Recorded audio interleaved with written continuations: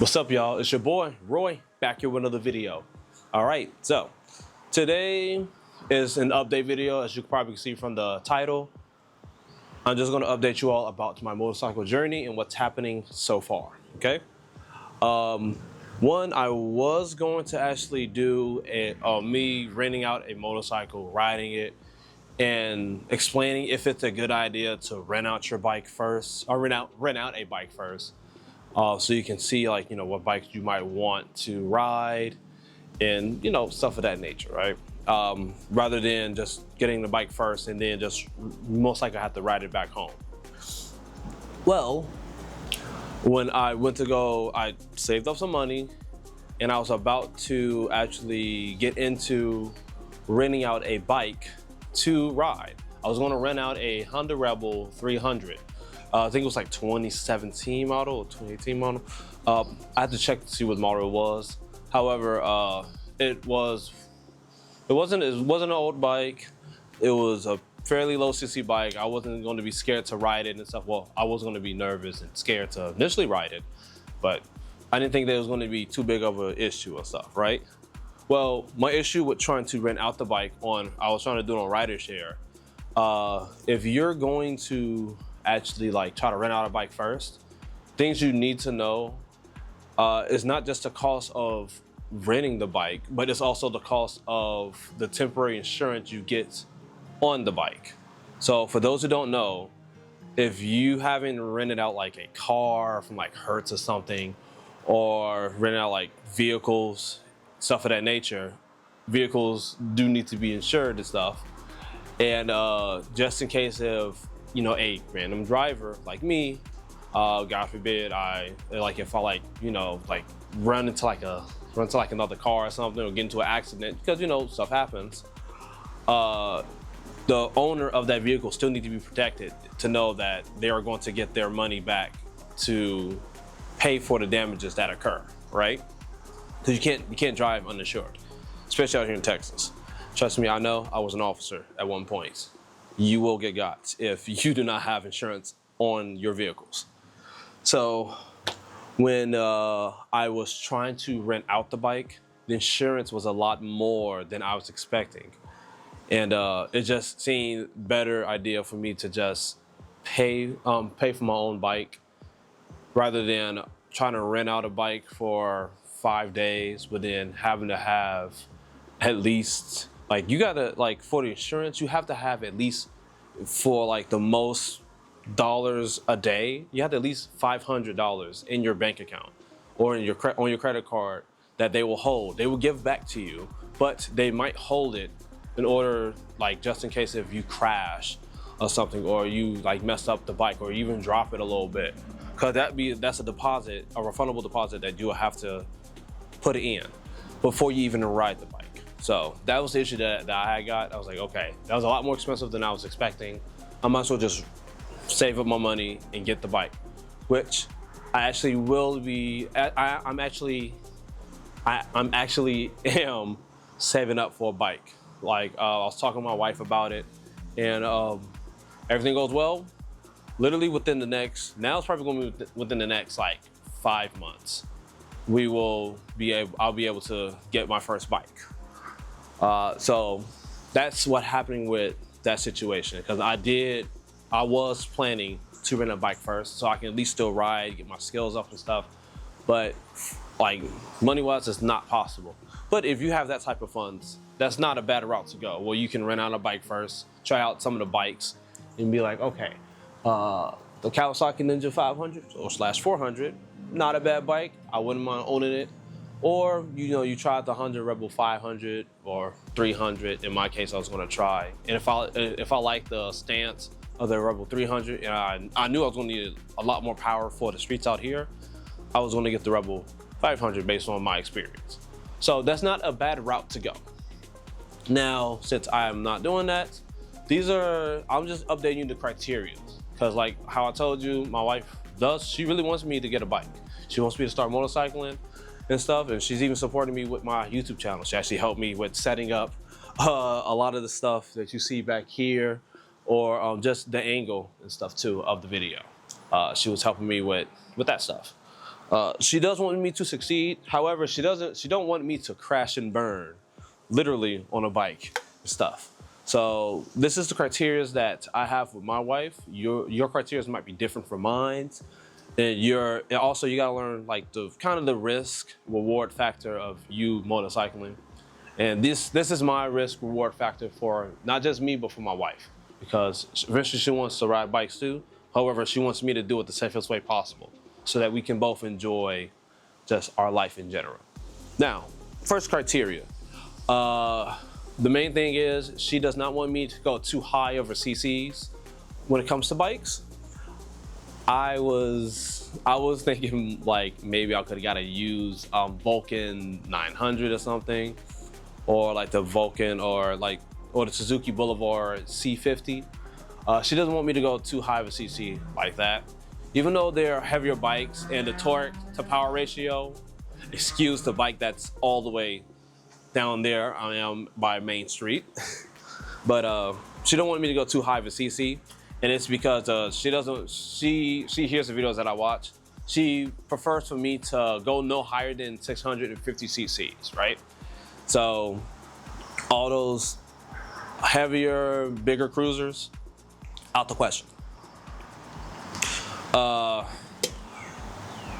Also, the other criteria that she don't want me to like kind of skimp over is too low of a CCs. While we was riding to work, I think like a month ago, we actually rode by someone who was riding a Honda Rebel 300. And the Honda Rebel 300 is a really good tool to practice on. Unless I get an extremely well deal on it, I wouldn't own it. And the reason why is because it is way too slow for the streets out here where we live at, okay? We live in Austin. And mostly the outskirts towns of Austin, right? And the speed limit out here, it's like literally the minimum speed limit leaving from our apartment is 45 miles an hour. And we do live by one of the major expressways out here in Texas and stuff. So like if I go up, go 183 and stuff, literally when you go 183, 45 miles an hour, and then it goes up to 50, 55. Then if I keep going up to where my job, I do have to travel from time to time. I end up for instance, going to Harker Heights or Killeen. People don't know, if you don't live in Texas, going up from Austin to Killeen and Harker Heights, the moment you come from out of major cities, the speed limit goes up drastically, minimum 75 miles an hour. And people normally go above 10 to maybe even 15 above the normal speed limit. Not saying you should. However, you do sometimes gotta go with the flow of traffic. You don't want to be a hazard to yourself or other traffic if you're going too slow on the expressway. So that is something that I do have to consider, because I do want and I will need to travel with my bike to further distances. If I can't safely ride on the expressway, going to certain places, I can't ride. My wife not gonna allow me to, and plus, you can't get pulled over for going too slow. You don't wanna be that type of person to get a slow speeding ticket. Until I become experienced, I'm not gonna be taking it on the longer distances anyway. That is just a rule that's gonna be implemented after I get the bike. She doesn't want me to rush it, take my time, build up the skills before I go do the major stuff. And that's what it's supposed to be. You should not be rushing it, okay? Yes, you should push yourself, but don't rush. Don't go above your skill level. Like how I explained to you all that the speed of which I will have to go up to Killeen or Harker Heights. If I'm not comfortable at 45 miles an hour or 50, going 75 miles an hour on the expressway. Expressway, yeah, it's a lot easier to ride. However, it's still different from normal street riding. Now, the criteria for my first bike I do need is to be able to be driven comfortably to work and back, okay? So have to have saddlebags. Or have to be capable to have saddlebags. A 60 bar, I would love that. I'm planning to get a cruiser anyway, so I will get a 60 bar. It also needs to be able to. I need to be able to put like a semi fairing or something or windshield. I need to buff in the wind because going 75 miles an hour on the expressway at some points, the winds are going to be brutal. I haven't experienced that type of wind yet, but I hear all the time, if you're going distances, you need to kind of combat that air buffeting, that wind buffeting from going that high of a speed. Now, with that in mind, the bikes that I am looking for is going to be, well, two main bikes. There are other ones, but the two main bikes, Honda Rebel 500 and a Kawasaki Vulcan 650. Vulcan S650. Reason why those two bikes I am looking at is because those are the most prevalent bikes around my area. It could be different for you and based on the style that you want. So like if I wanted to do more of a regular standard bike or naked bike or something like that, or even a sports bike, there are a lot more sports bikes and naked bikes in my area. However, they don't fit the criteria that I want or need. So when it comes to cruisers, those are the types of cruisers that would fit my criteria and my needs right now as a beginner rider, okay? I see those are the ones I can find the most on when I'm looking at dealerships. I'm not going for Facebook Marketplace. Yes, I'm good at learning how to do things. I'm not a mechanic though. I'm not there yet to where I can just get a used bike and if someone screws me over, I'll be able to fix it. That's not gonna happen. So I'm playing it the safe route. And if I can, I'm trying to get it certified used if I can. Also, I'm also looking at areas closer to me where I can ride at home. I might be able to afford or might have the option to be able to be delivered. That's not guaranteed though. So I'm planning for the worst of the worst where I have to ride it back. That's also why I'm picking bikes that I know I should be comfortable with riding back.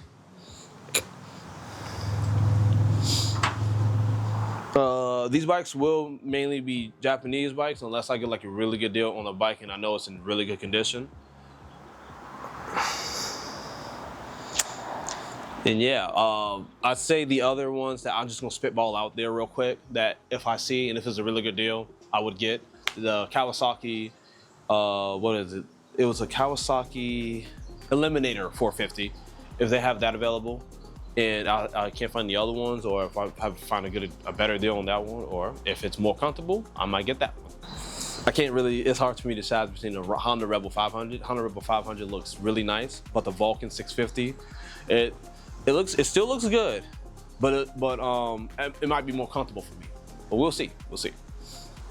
They do have the Suzuki Boulevard S50 or 40. It is around the 650cc mark, but it's one cylinder. So that's the only thing that's kind of holding me back from getting that one. It won't be as fast as the Honda Rebel or the Vulcan. But yeah, that's my plans for now. I'm just gonna save up to get a bike. But also, I am going to actually start teaching, we're going to learn together. I'm going to be doing some reaction videos on motorcycling. One of the things that I have done when I was in the police academy and just in just life in general, like even like when I had learned how to use a camera and stuff, watch videos on how to do it and stuff. So reaction videos are really good, or like watching accidents and stuff of that nature. It's like the best ways to see what to do in these situations, just like kind of analyze stuff and what are the better ways to handle stuff. Now, yes, I'm not a full-blown motorcyclist yet. I don't have my bike. However, I was an officer for, like a full-blown officer for like a few months. However, I was driving for years already though. So there are stuff that I still do know that I can teach you all what to look for. And also what I have learned from like the crashes that I've had to work on and stuff like that, and could have been done and stuff. Also, I will reference some of the other YouTubers that had either had accidents or who works, who not works on accidents, but who have witnessed accidents themselves, or who like covers like accident content and stuff, like Dan the Fireman. He's an awesome source to watch and to like, you know, check him out and stuff. Also, if you all like this video and you want to see more of it, or if you want to spitball some ideas of stuff that you want me to do, put it down in the comments below. Let me know. You all are amazing, okay? Keep doing what you're doing and strive to do better. But yeah, Dan the Fireman, he is a really good guy to watch if you really want to know. He's very knowledgeable. He was a fireman, so he has a lot of knowledge coming from when he was working as emergency personnel too. So, but I'll give you all my point of views as a beginner. You all learn with me, and we're gonna work on terms and stuff, and just practicing watching out for like the crazy stuff that you might come across. It's not a guarantee that you'll see all this in your lifetime, but you can, when you see patterns, you can act how you need to act to prevent yourself from getting hurt, or to, from getting hurt, and prevent yourself from ending your writing career a lot earlier. But yeah, that is it for now. A little update and my ideas on what I want to do, and I need to stop smacking this camera because you probably heard that a few times. All right, you all have an awesome time. I'm actually about to start going inside to record my first video of reaction video. Not reaction videos, but my first reaction video of crashes. And y'all have a splendid week. Peace out. I'll talk to y'all another time. I love you all. And enjoy your day, family, okay? Peace.